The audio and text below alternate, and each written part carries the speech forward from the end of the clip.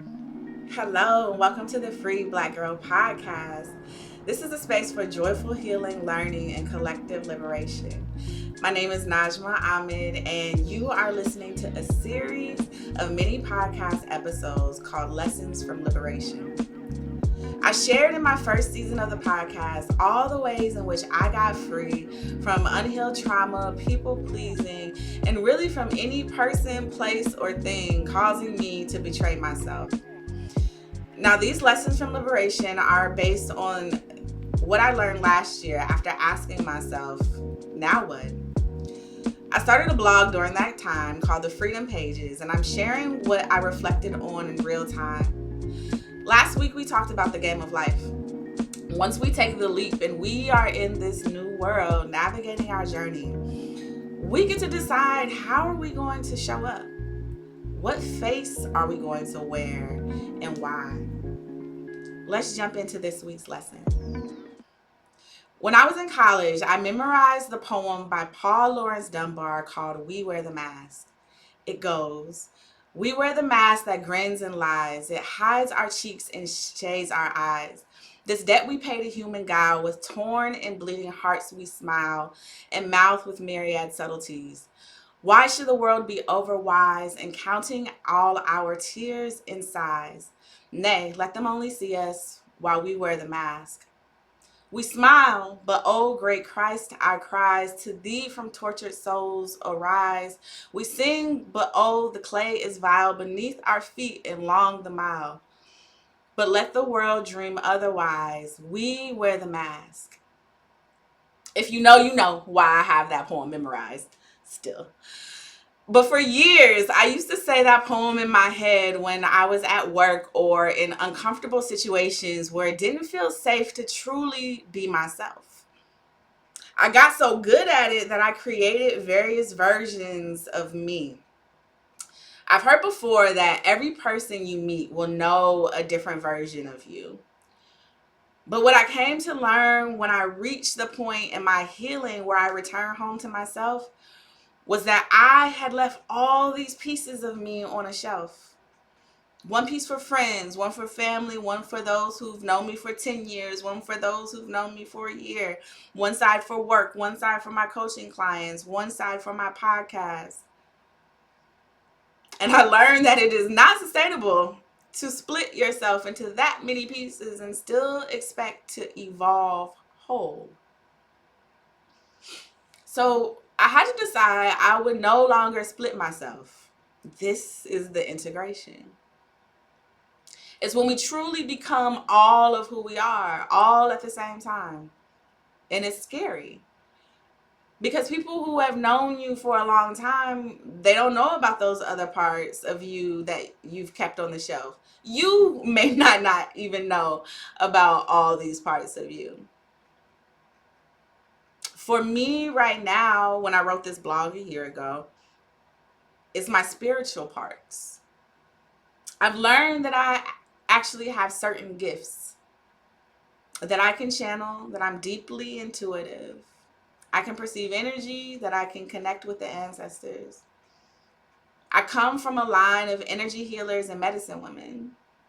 And as I integrate, I know I can only do this life as my whole entire self. Moving forward, I have to release the discomfort. I have to remove all the masks.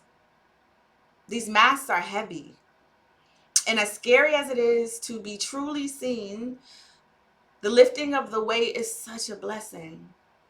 It also has the added impact that the people who are looking for you can't find you behind all those masks. I don't know where my path is leading, but I know that as I take my next steps, I'm doing it as all of me. With all of my parts shining, allowing myself to be seen, to be heard, to be felt, to be experienced as God designed me to be. And this isn't to say that everyone should get all of you. Let's be clear. That would mean that we lack boundaries. What I mean, the message that I intend to convey is that we should get all of ourselves. When we're fragmented, when we're wearing the mask, we aren't allowing ourselves to be who we are. We're giving ourselves away. we're shutting parts of ourselves down. I believe the difference between wearing a mask and having boundaries is this. A boundary is simply the edge at which I am able to still be in relationship with someone as my full self and be safe and loved. Who I am will always remain. The relationship may not. For instance, I know that I'm called to be a space holder for people as they heal, as they dream, as they build new worlds. I know that I can channel, but that doesn't mean that I will channel for every single person that I meet. That doesn't make me any less of who I am. I'm not going to deny who I am. I'm not going to deny my gifts, but who gets access to who I am, who gets to be in my energy, who gets to be connected with me, that's discernment.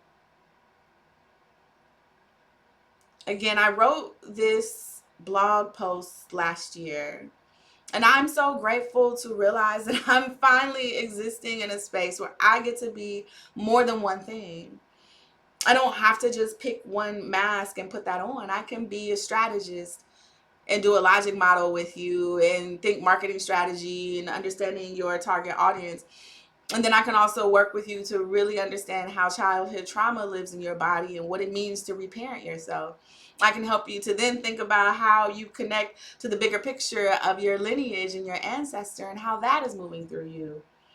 And I can talk to you about what the gift is that you're meant to bring forth at this point in your existence. And I can help you to understand how to feel into your body and move energy through your body with movement and breath. And then I can help you to produce a show and talk about your story and create art and music. When I took the mask off, because when we have the mask on, when we look in the mirror, we're not seeing ourselves either.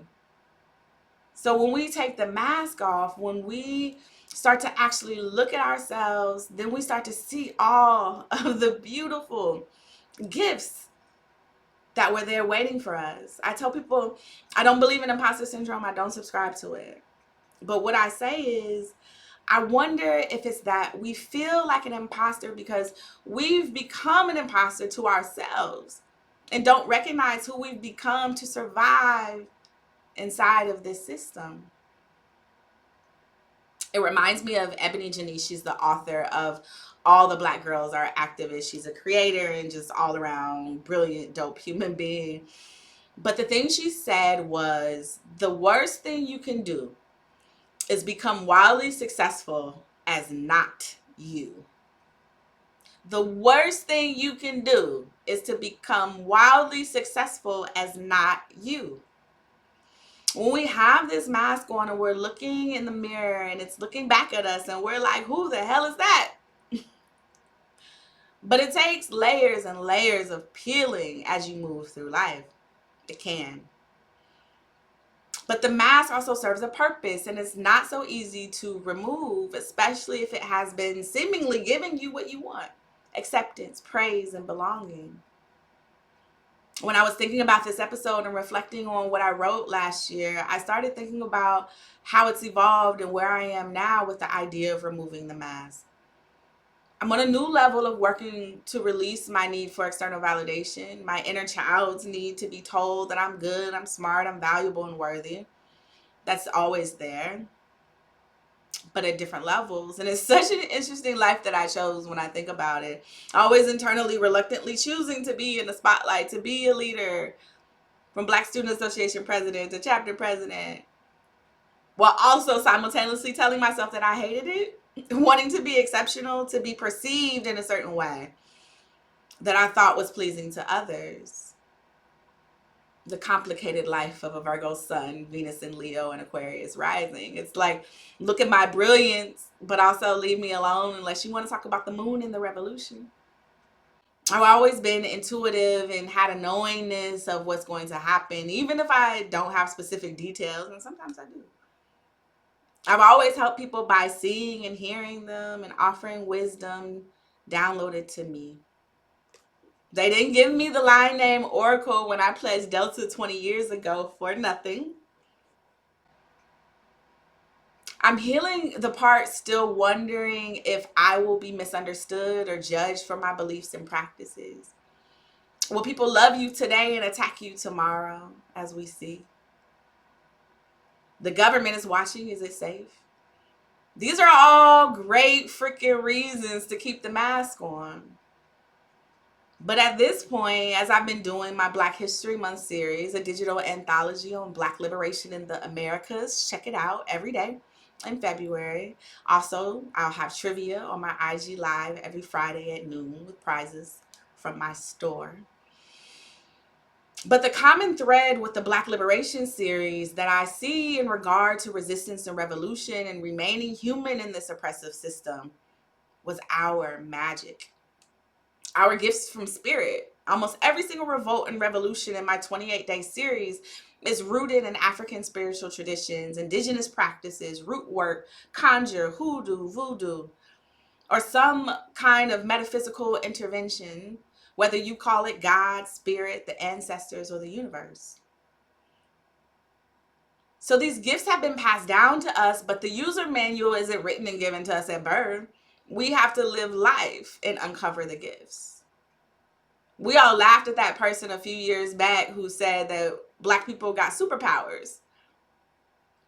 And now look at all of us, sage and crystals everywhere. But it's through healing, learning, community, tradition, and spiritual connection that the magic takes off on purpose and in purpose for our collective liberation. I want you to ask yourself these questions. What masks have you been wearing that you are ready to release? Where do they come from? Where do these masks come from? Who told you that you had to wear them? Whose image did you form them in? Who did you have to become in order to survive?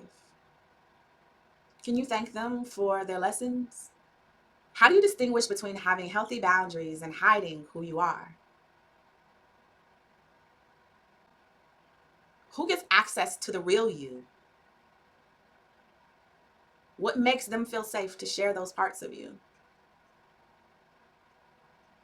How can you give that safety to yourself? What gifts have you noticed in yourself that you've minimized or ignored? What messages have you received about your gifts, positive or negative? What would it mean to honor your gifts in service of our collective liberation? Thank you for listening. Go ahead and hit like and subscribe. Leave me a comment and a 5-star review wherever you get your podcast. I really hope these lessons from liberation help you to grow, as you being in community with me helps me to grow. And as always, I want this to be a conversation, so leave me a comment. How did today's message resonate with you? What gifts are you done running from?